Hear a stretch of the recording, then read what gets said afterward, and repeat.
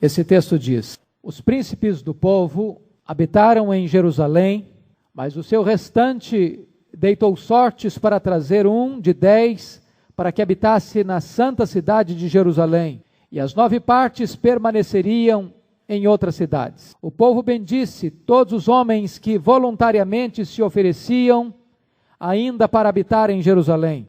São estes os chefes da província que habitaram em Jerusalém. Porém, nas cidades de Judá habitou cada um na sua possessão, nas suas cidades, a saber, Israel, os sacerdotes, os levitas, os servidores do templo e os filhos dos servos de Salomão. Habitaram, pois, em Jerusalém alguns dos filhos de Judá e dos filhos de Benjamim. Dos filhos de Judá, Ataías, filho de Uzias, filho de Zacarias, filho de Amarias, filho de Cefatias, filho de Malaleel, dos filhos de Pérez. E Maazéias, filho de Baruque, filho de Cos-Rosé, filho de Razaías, filho de Adaías, filho de Joiaribe, filho de Zacarias, filho do Silonita. Todos os filhos de Pérez que habitaram em Jerusalém foram 468 homens valentes. São estes os filhos de Benjamim: Salu, filho de Mesulão, filho de Joede, filho de Pedaías, filho de Colaías, filho de Maazéias, filho de Utiel, filho de Jesaías. Depois dele, Gabai e Salai, ao todo 928. Joel, filho de Zicri, superintendente deles, e Judá, filho de Senua, o segundo sobre a cidade. Dos sacerdotes, Jedaías, filho de Joiaribe, Jaquim, Seraías, filho de Ilquias, filho de Mesulão, filho de Zadok, filho de Meraiote, filho de Aitube, príncipe da casa de Deus, e os irmãos deles, que faziam o serviço do templo, 822. E Adaías, filho de Jeroão, filho de Pelaías, filho de Anri, filho de Zacarias, filho de Pazur, filho de Malquias, e seus irmãos, cabeças de famílias, 242. E Amassai, filho de Azariel, filho de Azai, filho de Melzilemote, filho de Imer, e os irmãos deles, homens valentes, 128. E superintendente deles, Zabdiel, filho de Gedolim. Dos levitas, Semaías, filho de Hassubi, filho de Azricão, filho de Razabias, filho de Buni. Sabetai e Josabade, dos cabeças dos levitas, que presidiam o serviço de fora da casa de Deus.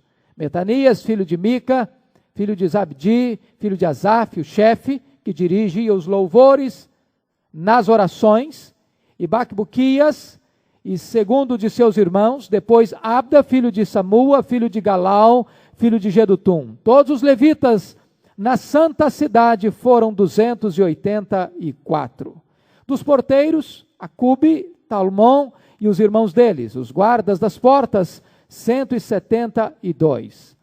O restante de Israel, dos sacerdotes e levitas, se estabeleceu em todas as cidades de Judá, cada um na sua herança. Os servidores do templo habitaram em Ofel e estavam a cargo de Zia e Gispa. Os superintendentes dos levitas em Jerusalém eram Uzi, filho de Bani, filho de Razabias, filho de Matanias, filho de Mica, dos filhos de Asaf, que eram cantores ao serviço da casa de Deus. Porque havia um mandado do rei a respeito deles, e certo acordo com os cantores, concernentes às obrigações de cada um. Petaías, filho de Mesezabiel, dos filhos de Zera, filho de Judá, estava à disposição do rei em todos os negócios do povo.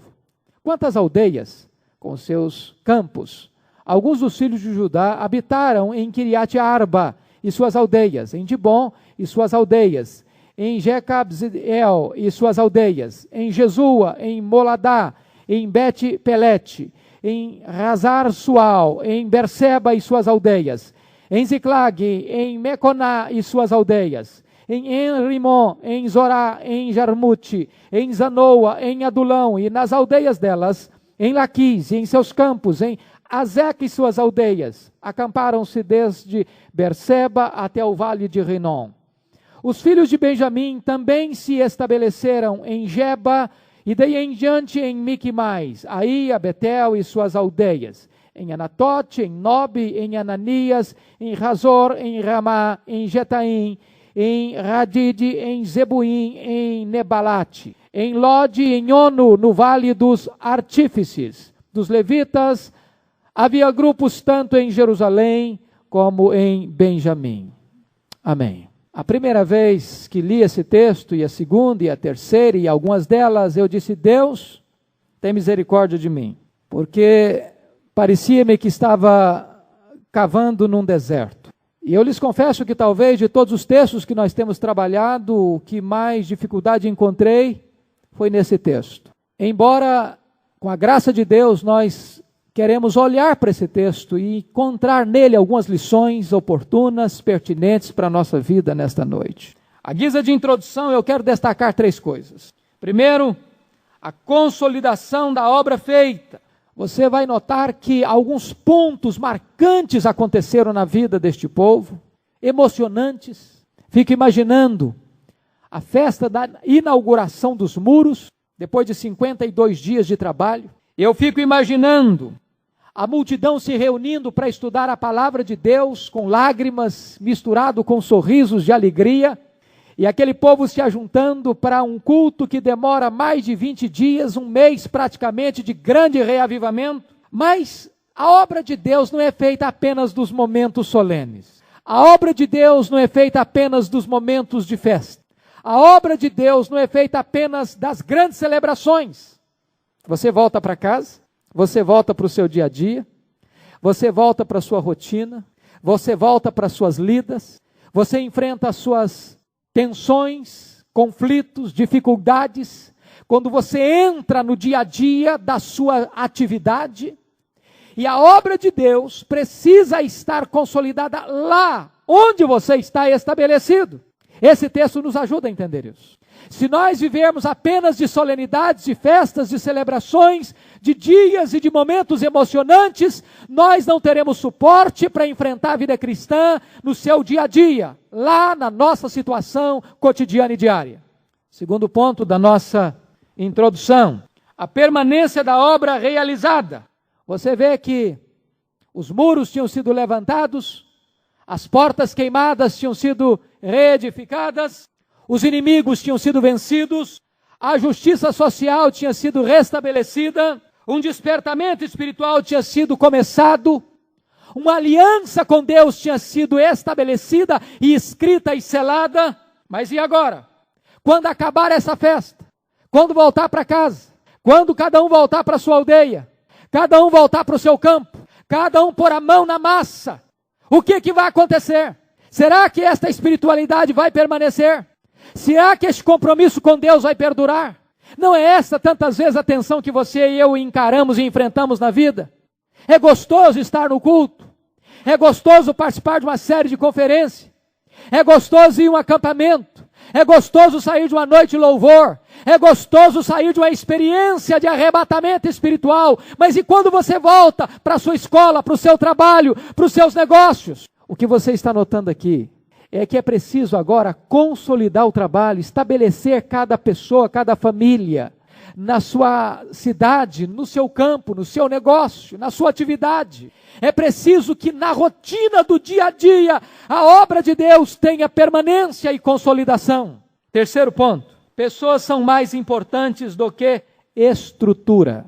Preste atenção nisso. A cidade tinha sido reconstruída, os muros tinham sido levantados, as portas tinham sido reerguidas, a situação política e social tinha sido já estabelecida, Jerusalém tinha sido já arrancada dos escombros, do opróbrio, mas agora a cidade está vazia.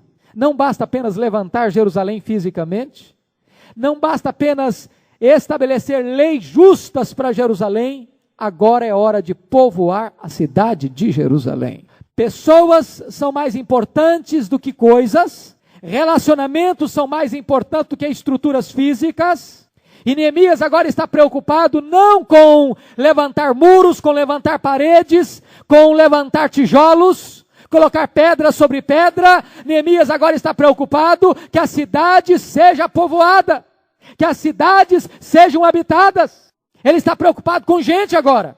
E eu posso lhes garantir que é mais fácil levantar a estrutura física de uma cidade do que estabelecer relacionamentos, do que manter uma cidade povoada de gente que precisa amar a Deus, que precisa de se relacionar, que precisa viver em harmonia, que precisa aprender a cultivar, a estar junto, estar perto uns dos outros e amar a Deus juntos e trabalhar juntos para o crescimento da obra de Deus. É mais fácil construir um templo do que edificar uma igreja. É mais fácil levantar paredes do que manter o povo de Deus unido. É mais fácil levantar a estrutura física do que trabalhar na consolidação espiritual do povo de Deus. E é sobre isso que nós vamos então conversar nesta noite. Primeiro ponto da minha mensagem é por que é importante povoar a cidade de Deus. Por que é que havia uma preocupação de habitar Jerusalém? Você lê lá no capítulo 7 desta carta, ou deste livro de Neemias, versículo 4, a cidade era espaçosa e grande, mas havia pouca gente nela. Você vê aqui no capítulo 11, verso 1, do texto que nós lemos, que está se lançando sorte, para que de cada 10, uma pessoa venha morar em Jerusalém. Jerusalém é a capital. Jerusalém é a cidade santa. Jerusalém é a cidade do grande rei. Jerusalém é a cidade de Deus. Jerusalém é onde está o templo. Jerusalém é onde está acontecendo o coração espiritual de Jerusalém, de Israel. Tudo passa por Jerusalém. Mas o povo não está em Jerusalém. A cidade está vazia. A cidade é como com um elefante branco. Está construído. Está tudo bonito. Está tudo reerguido. Mas não tem gente. O povo não vem. Por que é importante povoar Jerusalém? Jerusalém é um símbolo da igreja. A cidade de Jerusalém precisava ser povoada, queridos irmãos, porque a cidade de Jerusalém era onde Deus habitava. Era a cidade separada por Deus. Santa ao Senhor. É a Santa Jerusalém. E aqui não está falando de Santa Jerusalém do ponto de vista agora da estrutura física, mas da estrutura do povo. A cidade não é santa por causa das paredes, por causa dos muros, por causa das portas. A cidade é santa por causa do povo. O que santifica esta casa, irmãos, nós dissemos que esta casa, esse templo é santa ao Senhor. Não é porque os tijolos aqui são melhores do que os outros, porque as pedras aqui são melhores do que as outras, porque o telhado aqui é melhor do que os outros telhados. Esta casa é santa por causa do povo que está aqui. E diz a palavra de Deus então, que essa cidade precisa ser habitada, porque essa cidade tem que ser luz para as nações. É a cidade que adora o Deus vivo. É a cidade do culto do Deus vivo. E o povo, ao voltar para Jerusalém, tinha que ter consciência de quem o povo era, o povo remido de Deus, o sacerdócio santo de Deus, e qual era a vocação deste povo: ser o povo adorador e ser o povo testemunha para as nações. Daí, este povo precisava então entender a necessidade de habitar Jerusalém. Agora, por que eles não estavam habitando? Por quê? Primeiro, porque havia exigências mais rígidas para habitar em Jerusalém. Era a cidade santa, era a cidade do grande rei, era a cidade de Deus, era o centro do culto, é onde estava o templo, é onde estava a adoração, é onde o povo buscava a Deus. E certamente, Jerusalém é o símbolo da igreja. A igreja é Jerusalém. A igreja será a nova Jerusalém. E para fazer parte deste povo, é preciso ter vida santa. É preciso acertar a vida com Deus. Não dá para viver na impiedade na Assembleia dos Santos. Não dá para conviver com o pecado habitando na cidade santa. E daí, as exigências eram mais rígidas para se estar em Jerusalém. Segunda razão por que eles não queriam vir é que Jerusalém era o lugar mais visado e odiado pelos gentios. Os vizinhos de Jerusalém estavam sempre fazendo complôs, sempre se levantando para atacar Jerusalém. Viver em Jerusalém, de certa forma, era se expor ao risco, ao ataque, à invasão inimiga. Morar em Jerusalém era viver na necessidade contínua de vigiar. E daí as pessoas, com medo de se expor, com medo de perseguição, preferiam não vir para Jerusalém.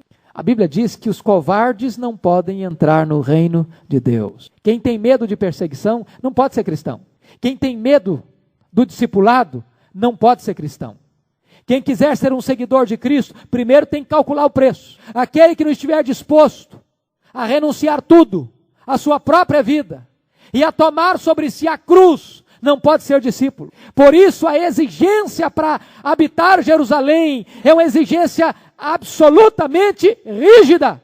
A terceira razão, queridos irmãos, que eles não queriam vir, é porque morar fora de Jerusalém era materialmente mais vantajoso. Quando você nota, Jerusalém estava vazia. Uma cidade vazia é uma cidade que não oferece muitas oportunidades para o comércio. Era uma cidade onde não havia mercado de trabalho. Mais do que isso, Jerusalém vazia era uma cidade mais exposta aos perigos dos invasores. Jerusalém vazia era uma cidade vulnerável ao ataque dos inimigos. Então eles pensavam, não é benéfico, favorável para nós habitarmos em Jerusalém. E então eles se encolheram e não quiseram ir para Jerusalém. A cidade estava construída, reconstruída, mas não tinha gente, não tinha povo. Vamos parar para pensar nisso em relação à igreja? Olha para a sua igreja, olha para a sua congregação, olha para o nosso recinto. Não está precisando ser habitado? A nossa Jerusalém também não está precisando de gente? Deus diz para nós, eu tenho muito povo nesta cidade. Não seria necessário nós estarmos com a mesma inquietação, com a mesma preocupação, de vermos bancos vazios, de vermos necessidade da nossa Jerusalém ser habitada, da nossa Jerusalém ser repovoada, de buscarmos aqueles por quem Cristo morreu e comprou com o seu sangue, e que precisam ser chamados, e que precisam ser convocados para habitar Jerusalém. Vamos ao segundo ponto. Quais foram os meios para repovoar a cidade de Deus? Versículo 1 nos informa que os líderes deram o exemplo. Os príncipes do povo habitaram em Jerusalém.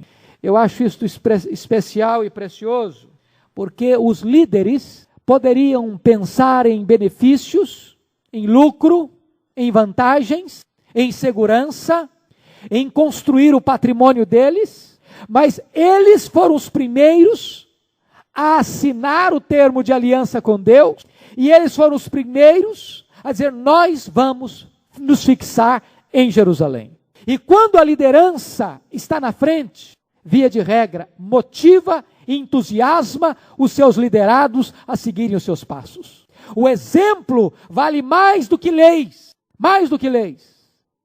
O exemplo é um imã que deve puxar e atrair aqueles que hão de seguir as pegadas daqueles que servem de modelo e de paradigma para os seus liderados. O que isso representa?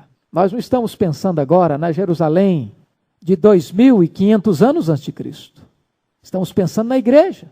Se nós queremos que a igreja seja habitada, que a igreja cresça, que a igreja consolide o seu trabalho, é necessário que a liderança espiritual que Deus levanta na igreja esteja na frente, esteja numa posição de vanguarda, esteja numa posição de modelo e de exemplo para que a igreja olhe e veja que a sua liderança está na frente, no compromisso de que a cidade seja habitada, comprometida com o crescimento da obra de Deus e da igreja de Deus. Segundo lugar, você nota no versículo 2, alguns se ofereceram voluntariamente para habitar Jerusalém.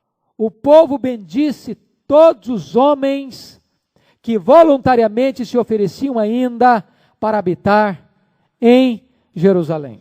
Você nota aqui que eles abrem mão, se abnegam de lucros, de vantagens, de possível posição de segurança, e com alegria, com amor, diz, nós nos dispomos a morar em Jerusalém, porque lá está a casa de Deus, porque para nós, comunhão com Deus, é mais importante do que prosperidade financeira, mais importante do que segurança, mais importante do que qualquer outro projeto pessoal que porventura venhamos a ter.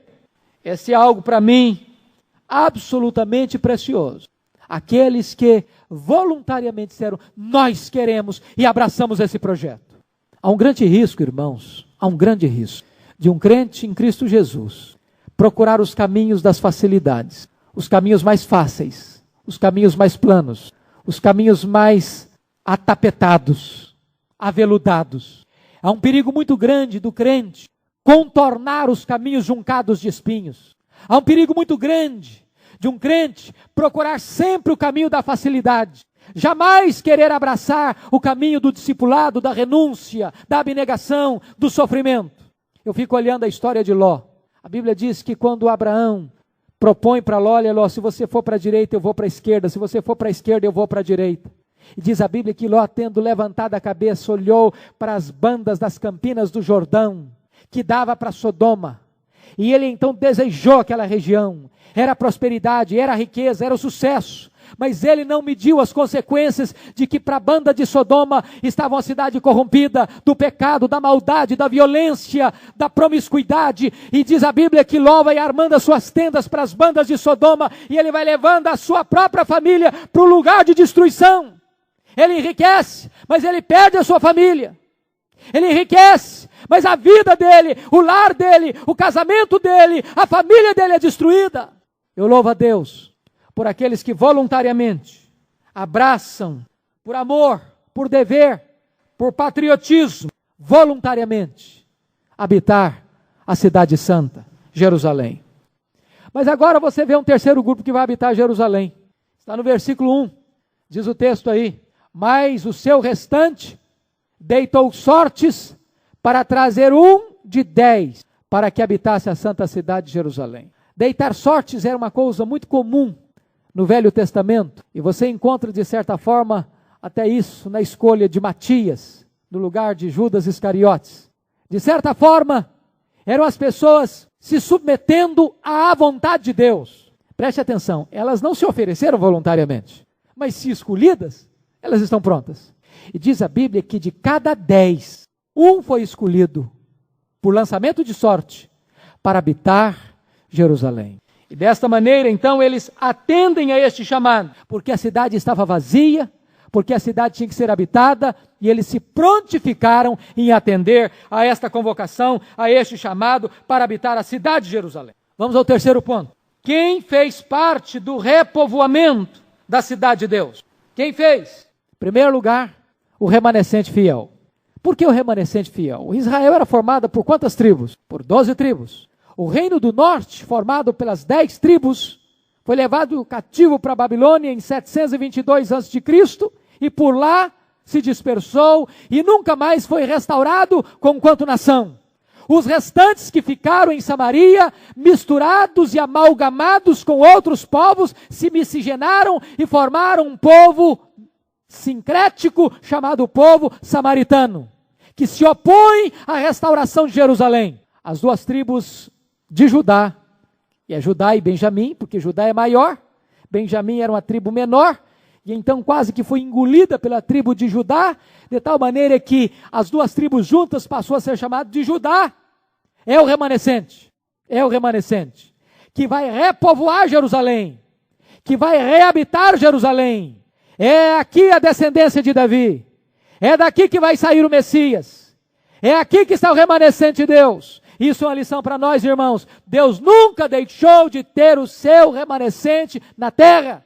Venham as crises, venham as perseguições, vem o juízo de Deus, vem a disciplina de Deus, vem a opressão do inimigo, vem o cativeiro, mas Deus nunca deixou de ter uma lâmpada acesa na terra. Deus nunca deixou que o remanescente deixasse de existir. O povo de Deus nunca perdeu este fio da história que vai desaguar no Messias. Então Deus começa a repovoar Jerusalém a partir de Judá e a partir de Benjamim, a partir dessas 2 tribos remanescentes. Segunda coisa, você vai notar quem vai habitar. Vai habitar o povo destas 2 tribos, conduzidos pela sua liderança. Os líderes estão na frente.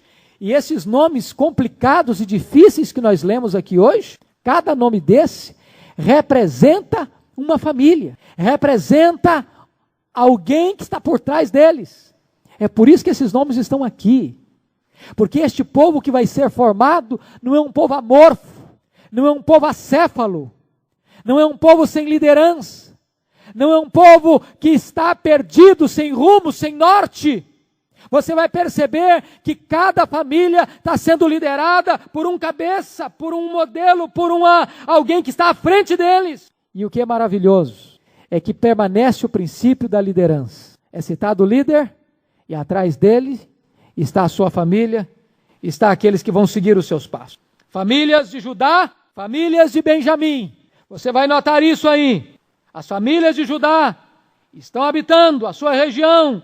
E agora as famílias de Benjamim também estão habitando as suas regiões. Estão povoando a terra que precisa ser agora reconquistada para uma restauração plena na terra da promessa. Quem mais está habitando? Terceiro ponto. Os obreiros da casa de Deus. Se você notar, há uma ênfase especial sobre os obreiros da casa de Deus. Sabe por quê? Porque o culto, porque o templo, porque a adoração é como que a espinha dorsal da história desse povo. Esse povo é uma raça de sacerdotes. Esse povo é um reino. Este povo é o povo de Deus. Este povo é o povo da promessa, é o povo da aliança. E por isso, a vocação deste povo é adorar a Deus. E nós vamos ver então, detalhadamente, quem está repovoando a cidade de Jerusalém. Primeiro, versículos 10 a 14, os sacerdotes. Quem eram os sacerdotes?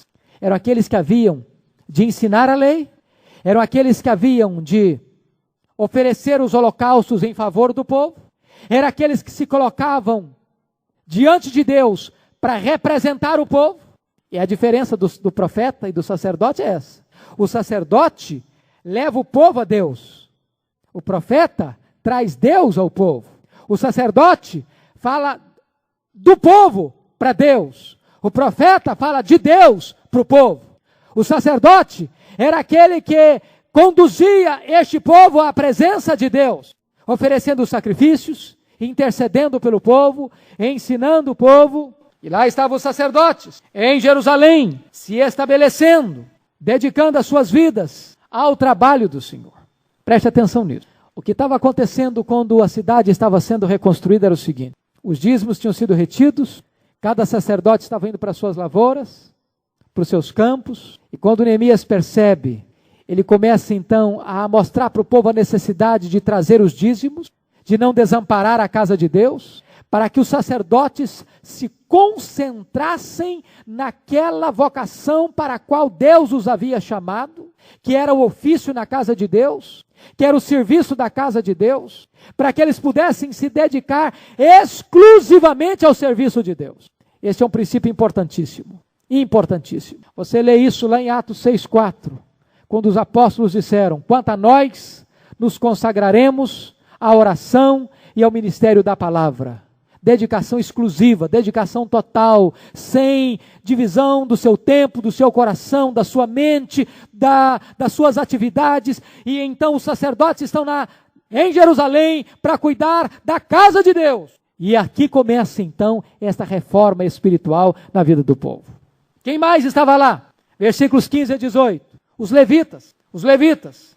Quem eram os levitas? Os levitas eram como que os diáconos. Eles é que cuidavam da casa de Deus. Eles é quem cuidavam da manutenção da casa de Deus. Eles é quem assessoravam os sacerdotes. E por isso, você lê no versículo 1 e depois no versículo 16, que esses levitas estavam em Jerusalém, mas eles estavam também nas demais cidades, porque cabiam aos levitas percorrer as cidades para ensinar a palavra de Deus, para recolher os dízimos para a manutenção da casa de Deus. E você então nota uma coisa muito importante, que na obra de Deus, aqueles que sustentam a obra de Deus e aqueles que estão na vanguarda da obra de Deus têm a mesma importância. Todos estão engajados em diferentes ministérios, em diferentes frentes, em diferentes fronteiras, mas todos estão envolvidos neste projeto da obra de Deus. William Carey, o pai das missões modernas, entendeu muito bem isso. Uns descem, outros seguram a corda. Uns vão além fronteiras fazer missões, outros sustentam os missionários para que eles possam ir. A obra de Deus é preciso ser feita em parceria, é preciso ser feita em conjunto. É preciso ser feita como família, como povo, como nação. Quem mais estava lá? Versículo 19, os porteiros. Quem eram os porteiros? Você se lembra que a cidade de Jerusalém era aberta e era fechada. Era uma cidade amuralhada. Por que fechava essa cidade? Fechava essa cidade para que se não entrasse os inimigos, para que não entrasse nessa cidade aquilo que a lei de Deus reprovava. Você lê no capítulo anterior, o capítulo 10, que logo que a cidade foi estabelecida, vieram os povos e começaram a negociar, a comercializar na porta da cidade, no dia do Senhor. E o que estava acontecendo? O povo de Deus começou a entrar neste jogo do comércio, do lucro, no dia de Deus. O que Neemias mandou fazer? Mandou fechar as portas. Fechem as portas. Nós não vamos comprar, nós não vamos vender, nós não vamos entrar nesse negócio de querer ter lucros no dia de Deus. Esse dia de Deus, esse dia para cultuar Deus, esse dia separado para Deus. Os porteiros vigiavam, os porteiros estavam atentos àquilo que poderia ser perigo para a casa de Deus. Quando você olha na Bíblia, lá em Atos 20, versículos 29 a 30, você encontra que Deus está dizendo o seguinte: nós temos que estar atentos, porque o lobo que está do lado de fora quer penetrar para dentro da igreja. Precisamos ter porteiros, não porteiro no sentido físico, de estar na porta, segurando, vigiando, no sentido de não deixar entrar uma pessoa, mas porteiros no sentido de estarmos atentos para que o mal não entre, para que o pecado não entre, para que a heresia não entre. É nesse sentido espiritual que nós temos porteiros hoje. Quem mais estava lá? Versículo 21, os servidores do templo. Quem eram os servidores do templo? Eram aqueles encarregados dos serviços gerais. Eram aqueles que talvez faziam um trabalho que não tinha tanto ibope, que não tinha tanta visibilidade. Eram aqueles que talvez trabalhavam atrás dos bastidores, mas que faziam as coisas acontecer. Amados irmãos, como é importante a igreja como corpo. Como é importante a igreja como corpo. Cada membro do corpo tem uma atividade imprescindível, necessária. Há alguns membros mais visíveis, há alguns membros que aparecem mais, há alguns membros que estão como que na vitrine, mas esses membros que estão na vitrine, que estão no palco, não agiriam, não fossem os membros que estão trabalhando nos bastidores. É preciso ter servidores do templo. O que é maravilhoso é que quando você lê esse texto, você não vê disputa, você não vê inveja, você não vê ciúme, você não vê milindre, você não vê briga, você não vê partidarismo. Cada um está fazendo a sua parte com alegria, com motivação, para o mesmo propósito, para a glória de Deus e a edificação de Jerusalém. Quem mais estava lá? Os cantores.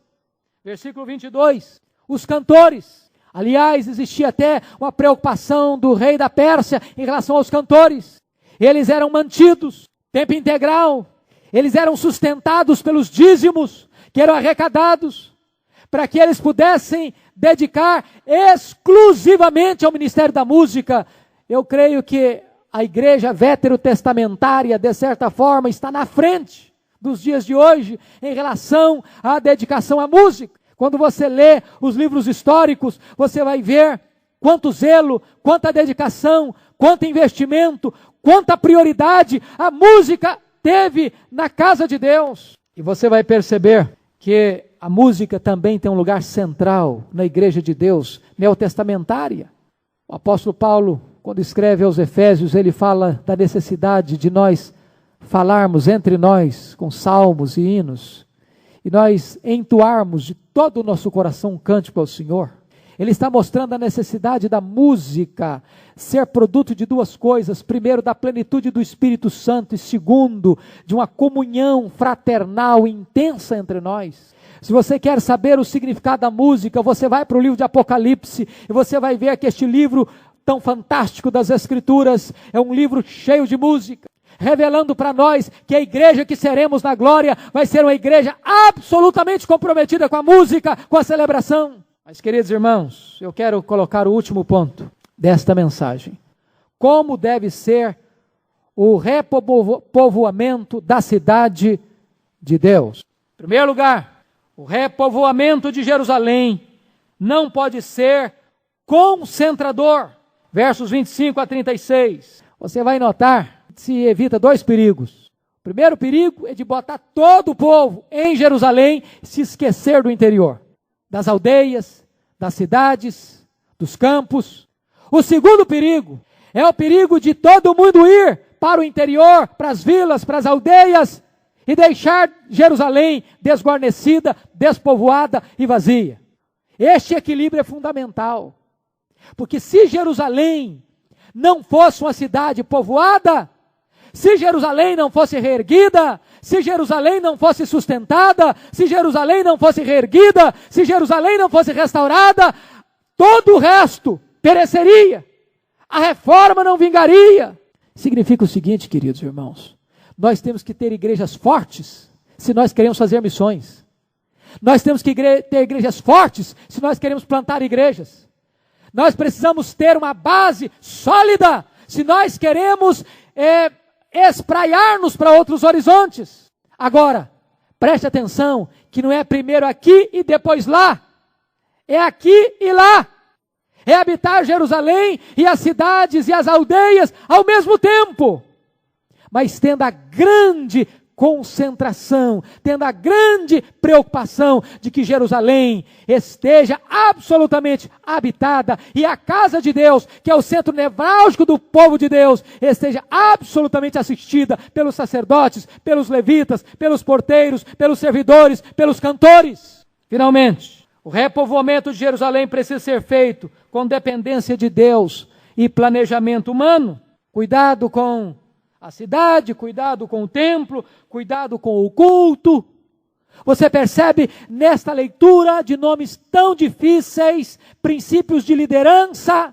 Você sempre vai notar, algumas vezes, como no verso de número 9, superintendentes deles, versículo 12, príncipe da casa de Deus, como versículo 14, superintendente deles. Você sempre vai notar que por trás de cada nome desse, tem um cabeça, tem um líder, havia ordem, havia organização. Esta reforma não é feita de forma amorfa, de forma acéfala, mas existe um plano de ação absolutamente coerente. Você vê preocupação com a segurança da cidade, você vê preocupação com a fiscalização da cidade, versículo 24, e desta maneira então eu quero concluir. Este capítulo nos fala de maneira gloriosa de duas coisas, de diversidade e de unidade do povo de Deus. A diversidade é de localidade. Tem gente morando em Jerusalém, tem gente morando em aldeias, em vilas, em cidades interioranas, na região de Benjamim, na região de Judá, e eles pertencem a lugares diferentes, mas são um povo só. Eles também são diversos em ocupações. Tem gente trabalhando na lavoura, tem gente trabalhando no comércio, tem gente trabalhando especificamente no templo, no serviço sagrado, mas eles são um povo só. Eles são diversos em ministérios. Tem cantores, tem servidores, tem porteiros, tem levitas, tem sacerdotes, tem príncipes, tem governador, tem fiscais, mas todos trabalham com o mesmo propósito. Você vai ver então a unidade desse povo. Em que é que eles são unidos? Eles são um povo só, uma só raça. É um povo só. Eles têm uma só fé. Eles estão professando a mesma fé no mesmo Deus. Eles têm unidade de relacionamento. São de tribos diferentes, mas são um povo só. Eles têm unidade de propósito. Não importa onde estejam, o que fazem, o maior propósito deles é de serem uma raça de sacerdotes, de adoradores de Deus. Agora aqui, para terminar, deveres decorrentes dessa diversidade e dessa unidade. Primeiro, contentamento de cada um em sua posição. Não há disputa, não há melindre, não há inveja, não há vanglória, não há partidarismo. Segundo, mútua estima e afeição. Nós somos diferentes, podemos morar em lugares diferentes, podemos ocupar ministérios diferentes, podemos estar em posições diferentes, mas nós precisamos amar-nos uns aos outros e termos afeição uns pelos outros. Quarta coisa, quarta implicação, mútua ajuda. Nós não estamos disputando, concorrendo e competindo uns com os outros. Finalmente, ação conjunta. Ação conjunta. Meus irmãos, a igreja é como a cidade de Jerusalém sendo reconstruída. Se nós não remarmos na mesma direção, se nós não trabalharmos caminhando para o mesmo horizonte, se nós ficarmos drenando as nossas forças, jogando contra o patrimônio, um puxando para cá, outro puxando para lá, nós não poderemos reconstruir, reformar, restaurar a nossa Jerusalém. Mas se nós estivermos unidos de propósito, então com a graça de Deus, nós poderemos ver nossa Jerusalém repovoada, nossa Jerusalém restaurada e a glória de Deus sobre a nossa casa, sobre a nossa vida, sobre a nossa família, sobre a nossa igreja. Que Deus nos ajude, que Deus nos abençoe. Amém. Vamos orar ao Senhor. Curva a sua fronte, por favor. Deus está edificando a sua igreja. A igreja é de Deus. Nós somos a Jerusalém de Deus, o povo escolhido de Deus. Deus nos deu a sua palavra. Deus nos deu os seus mensageiros. Deus tem nos falado, Deus tem nos exortado, Deus tem nos ensinado, como ensinou o seu povo na antiga dispensação. A Bíblia nos diz que o povo de Israel, as 10 tribos do norte, não ouviram a voz de Deus. Deus alertou.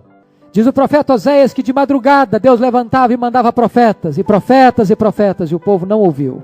Endureceu a cerviz. E este povo sofreu o golpe do cativeiro. Judá também endureceu o seu coração. E Deus alertou, e Deus avisou. E Deus mandou os seus profetas. Mas o povo não quis ouvir. E Deus mandou a Babilônia. E Deus entregou a sua cidade santa nas mãos do inimigo. Os vasos do templo foram levados. A cidade foi destruída. Mas Deus continuou amando o seu povo. Disciplinando sim, mas amando. E no tempo de Deus, esse povo foi restaurado. Este povo foi recolocado na sua cidade. O templo foi reerguido. A cidade foi restabelecida. E Deus agora está dando ordens para que essa cidade seja novamente repovoada. Nós somos a cidade de Deus. Muitas vezes, nós não ouvimos a Deus e fomos disciplinados. Mas o amor de Deus é contínuo. E Deus quer nos restaurar. E Deus quer que cada banco dessa igreja seja preenchido. Deus quer que cada ovelha de Cristo dessa cidade seja chamada. Cada um daquele que foi comprado pelo sangue de Cristo seja convocado. E nós somos este povo que vai chamar. Que vai lançar sortes. Pregando a palavra de Deus. Anunciando o evangelho da graça. Para que essa casa seja cheia. Para que a glória de Deus esteja aqui. Para que a casa de Deus seja o centro da nossa vida. Para que o nosso coração tenha prazer e nós possamos, como aqueles que voluntariamente disseram, nós queremos Jerusalém. Estamos prontos a pagar o preço da abnegação para habitar Jerusalém. Eu creio firmemente que o nosso Deus, mais do que nós, anseia de ver a sua cidade santa, a igreja, sendo cheia. Que todos aqueles que pertencem a essa cidade voltem a Jerusalém. Ouçam o chamado de Deus e venham para Jerusalém. Que Deus nos ajude. Que Deus nos abençoe. Amém.